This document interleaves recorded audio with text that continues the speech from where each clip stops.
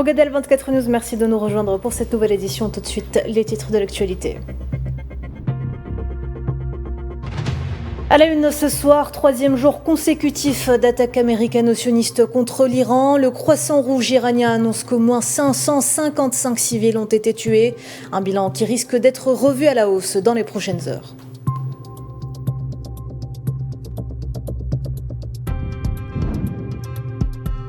Des frappes sionistes ciblent un hôpital à Téhéran. Des images montrent des habitations fortement endommagées et des décombres jonchant le sol.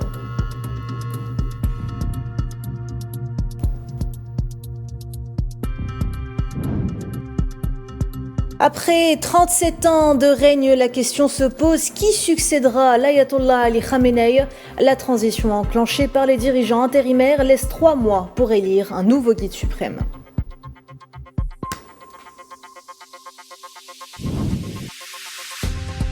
Le géant pétrolier saoudien Aramco ferme sa raffinerie de Ras Tanura après avoir été touché par un drone. Le marché du pétrole fortement compromis par la guerre en cours.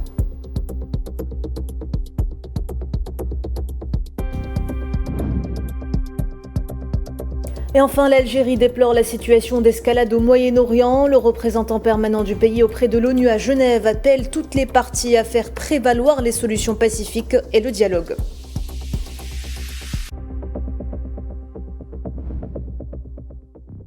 Bonsoir à toutes et à tous. Les attaques américano-sionistes contre l'Iran se poursuivent pour le troisième jour consécutif et le nombre de victimes civiles monte en flèche. Le Croissant Rouge iranien annonçait qu'au moins 555 personnes avaient été tuées jusqu'à présent. Plus d'une quarantaine de personnes ont également été blessées depuis l'aube de ce lundi dans des points frontaliers. Un bilan susceptible d'être revu à la hausse dans les prochaines heures.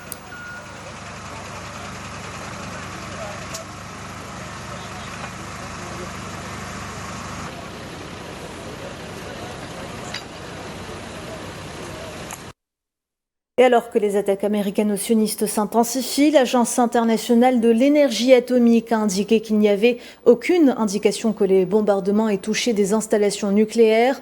Néanmoins, le directeur de l'AIEA a déclaré ne pas avoir été en mesure de joindre les autorités iraniennes pour avoir plus de précisions. On écoute.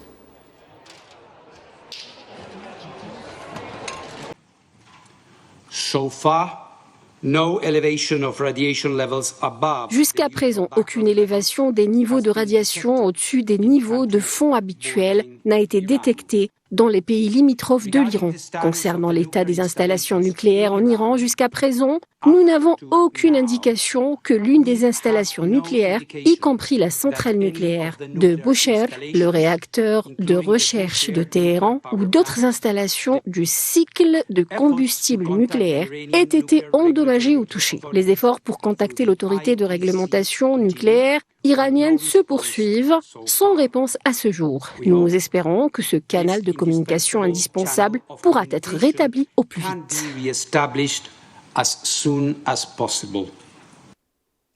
Une vidéo datant de lundi montre des bâtiments endommagés dans le quartier de la rue Gandhi à Téhéran.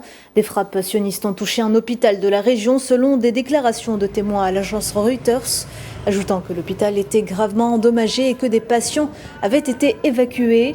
Des images prises sur place montrent également des immeubles d'habitation fortement endommagés et des débris et gravats de décombres éparpillés au sol près d'un pylône de transmission de télévision. Un témoin oculaire a déclaré que la frappe semblait également viser le pylône de la chaîne Channel 2.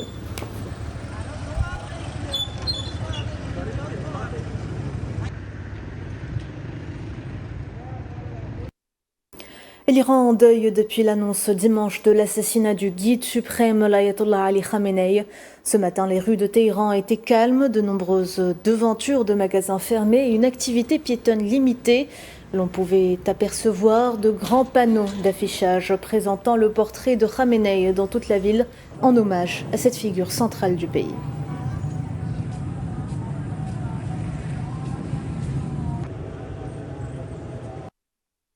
Le président iranien Massoud Pezeshkian, le chef du pouvoir judiciaire Gholam Hossein Mohseni-Adjei et le vice-président de l'Assemblée des experts Ali Reza Arafi ont assisté dimanche à une réunion du conseil de direction intérimaire suite à l'assassinat de l'ayatollah Ali Khamenei dans un lieu gardé secret.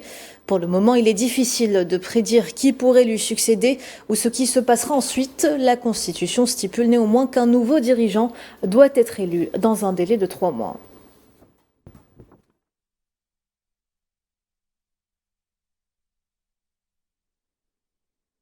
Après donc 37 ans de règne, la question est sur toutes les lèvres. Qui succédera à Ali Khamenei? La transition maintenant enclenchée par les dirigeants intérimaires. Ils auront 3 mois pour élire un nouveau guide suprême. Les détails, Sohila Kilal. Lui-même successeur de l'ayatollah Ruhollah Khomeini, le guide suprême Ali Khamenei a exercé durant 37 ans un pouvoir absolu et surtout spirituel sur les institutions de la République islamique d'Iran. Sa disparition déclenche donc un processus de succession inédit depuis 1989.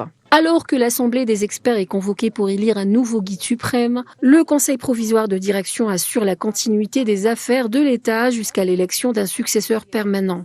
Depuis des années, plusieurs noms circulent comme successeurs potentiels, dont Mojtaba Khamenei, 56 ans, fils cadet du défunt guide. Or, de son vivant, Ali Khamenei avait publiquement été opposé à l'idée d'une succession héréditaire. Hassan Khomeini, petit-fils du fondateur de la République islamique, l'ancien ayatollah, est également évoqué.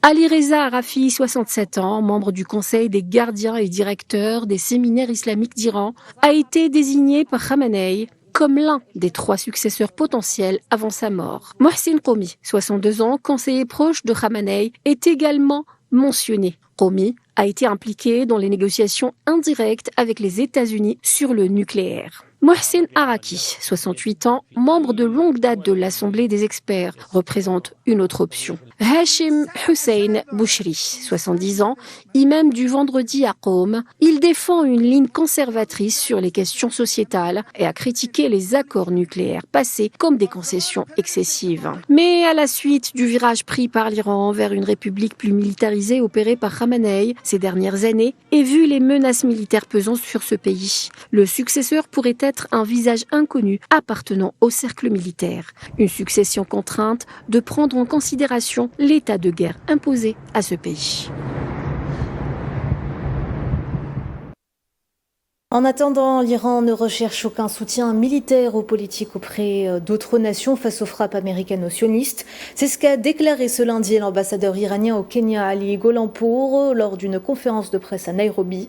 Ce dernier a signifié aux journalistes que l'Iran avait confiance en ses propres capacités de défense et était prêt à répondre à toute agression. Il a également exhorté les puissances régionales et mondiales à désamorcer les tensions, affirmant que la stabilité au Moyen-Orient était dans l'intérêt de la communauté internationale.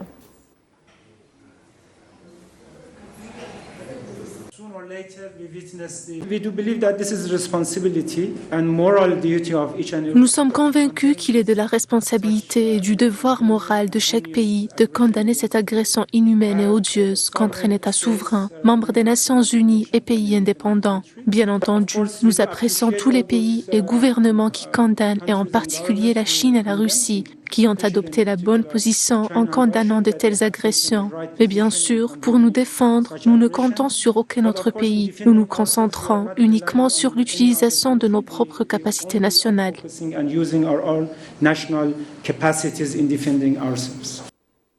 11e vague de l'opération Sadr 4 lancée ce lundi. Le corps des gardiens de la révolution iranien a annoncé avoir ciblé le complexe gouvernemental d'occupation du régime sioniste à Tel Aviv, attaqué les centres militaires et de sécurité à Haïfa et visé des cibles sionistes à Al-Quds avec des missiles Khaybar, en indiquant, je cite, que les sons des sirènes d'alerte en Palestine occupée ne s'arrêteront jamais. Le corps des gardiens de la révolution a par ailleurs demandé aux habitants des territoires occupés de s'éloigner des environs des bases militaires, des centres de sécurité et des institutions gouvernementales de l'occupant.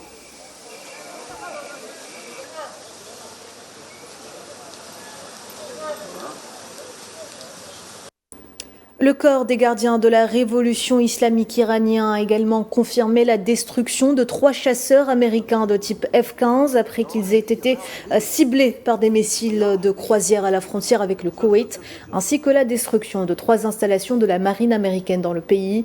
La base américaine d'Ali As-Salem a également été mise hors service.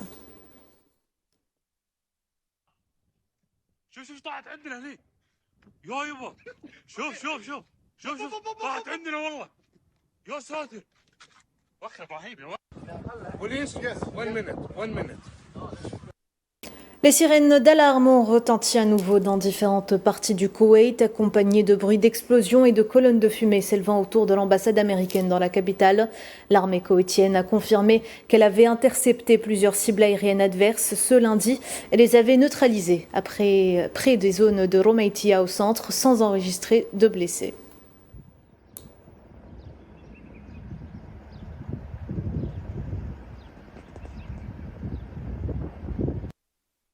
En Irak, des sources médiatiques ont rapporté de nouvelles frappes visant la base de Jorf al-Nasr dans le sud du pays.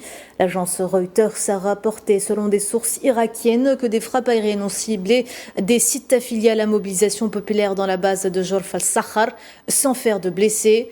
Reuters rapporte par ailleurs que 3 drones ont été abattus au-dessus de l'aéroport d'Erbil, dans le nord de l'Irak, où des forces américaines sont stationnées, en même temps que des explosions ont été entendues près de l'aéroport de la ville.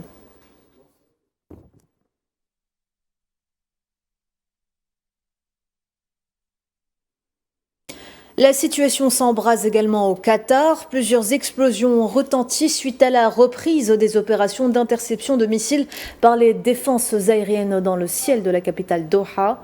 Le ministère de l'Intérieur qatari a appelé les citoyens et les résidents à respecter les consignes, à rester dans des lieux sûrs et à ne sortir qu'en cas de nécessité absolue.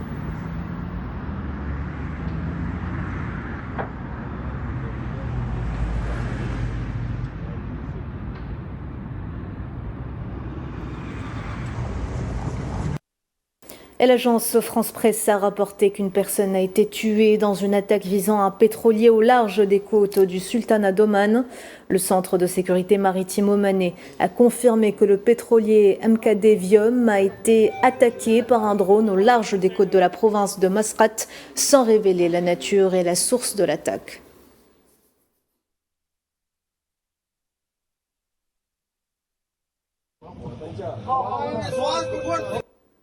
En parallèle, le ministère de l'Intérieur du Bahreïn a rapporté qu'une personne a été tuée et 2 autres blessés ce lundi à la suite de l'interception d'un missile iranien tombé sur un navire dans une zone maritime près de la capitale Manama.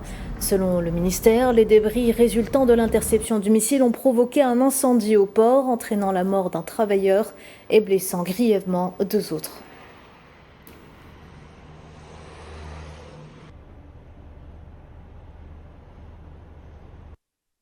Une guerre qui a visiblement d'importantes répercussions sur le marché du pétrole. Le géant pétrolier saoudien Aramco a fermé sa raffinerie de Ras Tanura après avoir été touché par un drone ce lundi.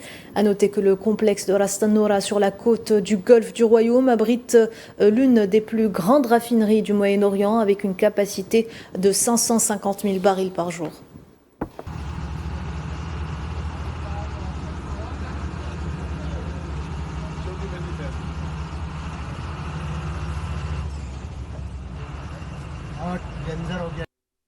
Et l'agence France Presse a également rapporté avoir entendu des explosions dans l'espace aérien de la capitale émirati Abu Dhabi avec des attaques enregistrées sur des navires commerciaux au large des côtes de l'émirat de Dubaï.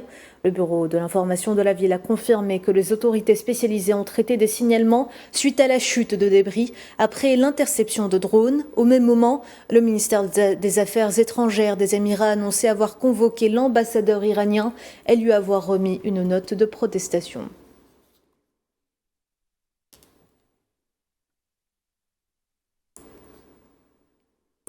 Après avoir été touché, l'aéroport international de Dubaï semblait calme ce lundi, alors que les tensions régionales persistantes continuaient de perturber les voyages et d'entraîner de nombreuses annulations de vols. Pour rappel, les principaux aéroports de transit, notamment Dubaï et Abu Dhabi, aux Émirats arabes unis et Doha au Qatar, ont été fermés ou fortement restreints.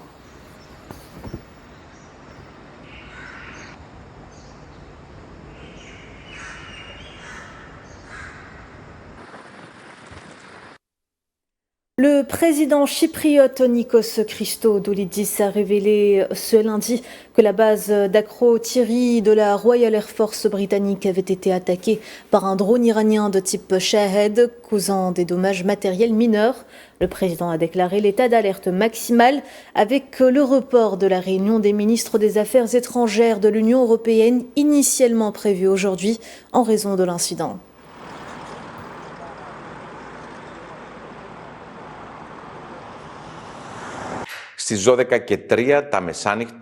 À minuit 3, un drone Shahed s'est écrasé sur les installations militaires des bases britanniques à Akrotiri, causant de légers dégâts matériels. Nous nous trouvons dans une région marquée par une instabilité géopolitique confrontée à de nombreux défis et problèmes et traversons une crise sans précédent. Notre patrie ne participe en aucune manière et n'a pas l'intention de participer à quelques opérations militaires que ce soit.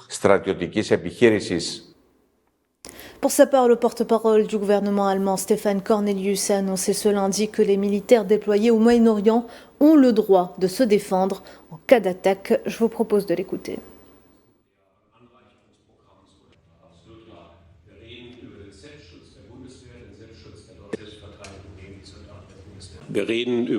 Nous parlons de la légitime défense de l'armée allemande, de la légitime défense des soldats stationnés sur place. Le texte exprime que nous nous réservons le droit de protéger nos soldats dans la région s'ils sont attaqués. Les soldats de l'armée allemande exercent naturellement ce droit à la légitime défense. Nous savons que la région compte de nombreux touristes. Nous savons également que le trafic aérien et maritime à destination et en provenance de la région est actuellement impossible. Le gouvernement allemand suit la situation de près et bien entendu l'assistance consulaire et le soutien aux touristes bloqués sont renforcés. La porte-parole du ministère chinois des Affaires étrangères, Mao Ning, a déclaré ce lundi que le détroit d'Ormuz et ses eaux adjacentes constituaient d'importantes voies de commerce international pour les marchandises et l'énergie, exhortant les parties concernées à cesser immédiatement les opérations militaires afin d'éviter une nouvelle escalade des tensions.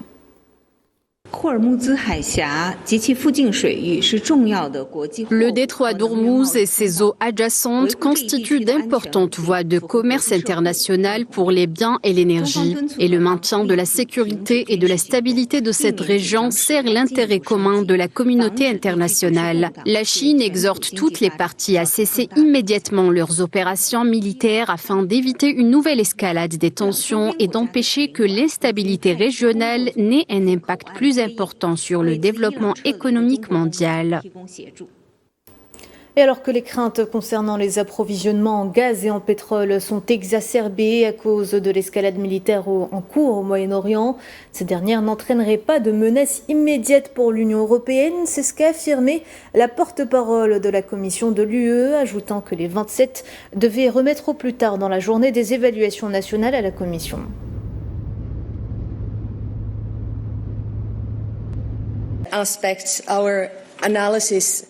Selon notre analyse, il n'y a pas de crainte immédiate en matière de sécurité d'approvisionnement pour l'Union européenne. Nous avons demandé à nos États membres de nous communiquer leurs évaluations nationales d'ici la fin de la journée et nous convoquerons un groupe de coordination pétrolière dans les prochaines 48 heures.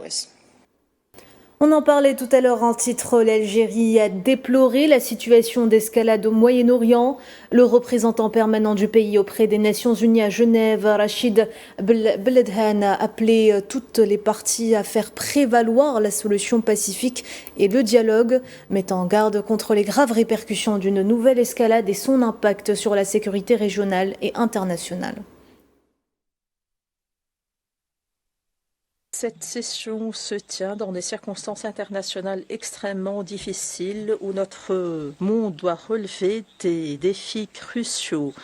Les conflits armés s'élargissent en entraînant des catastrophes humanitaires et en sapant la sécurité et la stabilité internationale. L'Algérie suit avec beaucoup d'intérêt et de préoccupation l'évolution de la situation au Moyen-Orient, notamment suite aux négociations qui ont été entravées après la médiation du sultanat d'Oman entre la République islamique d'Iran et les États-Unis d'Amérique. Nous sommes préoccupés par l'escalade militaire dont les répercussions sont inconnues. Nous déplorons cette situation et nous appelons toutes les parties à faire montre de retenue et à faire prévaloir les solutions pacifiques et le dialogue en vertu des objectifs de la Charte des Nations Unies et du droit international pour éviter davantage de tensions et pour empêcher l'élargissement de ce conflit qui pourrait avoir des répercussions néfastes sur la sécurité régionale et internationale. Nous exprimons notre solidarité avec les pays arabes frères atteints par les agressions militaires et nous rejetons toute atteinte à la souveraineté nationale de ces pays frères et toute atteinte à leur intégrité territoriale. Et les conséquences de ces attaques américaines aux sionistes dépendront de l'étendue de la réponse et de la riposte iranienne. C'est ce qu'a déclaré Akram Khariev, spécialiste en défense et en sécurité. On l'écoute. Les conséquences attendues dans la région et peut-être même ailleurs sont des conséquences qui vont dépendre de l'étendue de la riposte et de l'étendue aussi de l'escalade entre les deux belligérants. Donc si l'escalade se poursuit, il y a des risques réels de confrontation et on le voit d'ailleurs, plusieurs pays sont impactés par cette guerre. On a vu que l'Iran avait bombardé au moins 5 pays de la région et si ça se poursuit comme cela, il y a un véritable risque de spillover sur toute la région et peut-être même sur une région beaucoup plus étendue. Selon toujours Akram Khariev, il y a risque d'épuisement des ressources américaines, mais aussi des capacités de résistance et de résilience de l'Iran si cette escalade continue. La capacité de résilience de l'Iran est liée au dosage, on va dire, des attaques. Si l'escalade se poursuit, l'Iran, bien sûr, va beaucoup souffrir. Aujourd'hui, l'équation, c'est d'un côté l'épuisement des ressources des États-Unis qui sont très importantes, mais qui peuvent s'épuiser rapidement, et les capacités de résistance de l'Iran. On le verra, je pense que l'Iran a suffisamment de résilience pour encaisser des coups pendant plusieurs semaines, mais on verra les résultats. Alors que le Liban subit des attaques sionistes, le Premier ministre libanais Nawaf Salam a annoncé l'interdiction des activités militaires du Hezbollah et le refus de toute action militaire ou sécuritaire émanant du territoire libanais. Nawaf Salam a confirmé que la décision de la paix et de la guerre appartenait à l'État libanais et à ses institutions légitimes et officielles. تعلن دولة لبنانية رفضها المطلق.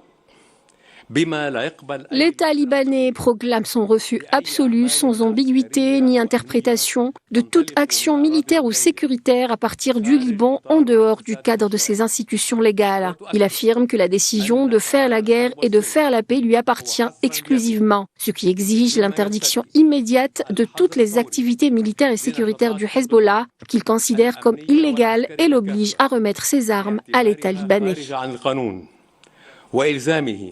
À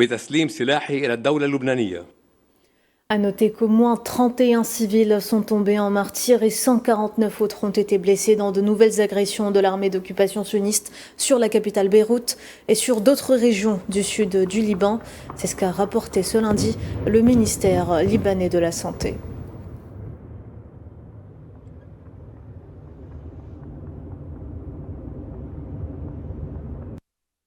Zoom à présent sur le génocide sioniste perpétré contre Rafah, l'enclave palestinienne toujours sujette au bombardement des forces d'occupation. Ce lundi, le bilan des martyrs s'est une nouvelle fois alourdi. Selon les autorités palestiniennes de la santé, ce dernier est grimpé à 72 096 martyrs et 171 791 blessés, dont une majorité de femmes et d'enfants.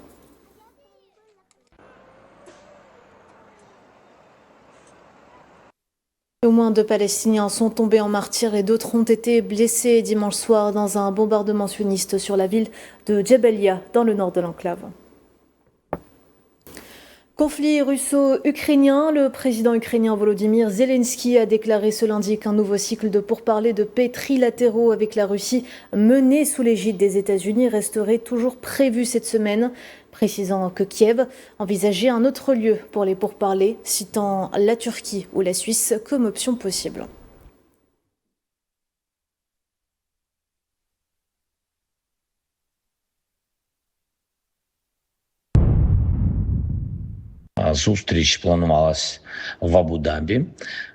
Compte tenu des hostilités récentes, nous ne pouvons confirmer que les négociations auront lieu au Golfe. Cependant, le round des négociations n'a pas été annulé. Cette réunion doit se tenir, elle est importante pour nous et nous la soutenons. La réunion en elle-même est importante, ses résultats le sont également et les échanges qu'elle permettra sont extrêmement importants.